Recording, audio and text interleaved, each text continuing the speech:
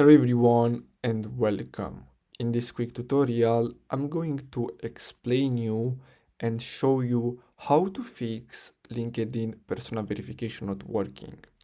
So what you're gonna have to do is simply click on the link down in this video description.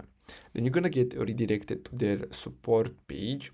Now here you're gonna have to enter your first and last name, your email that it's linked to that LinkedIn account, and here you're gonna have to simply choose account access, and here you're gonna have to simply enter personal verification not working, and here you're gonna have to simply type in how can I fix this error, and then simply enter the error name in brackets, and you can also leave a screenshot of the error. Then simply click on submit and wait for their response.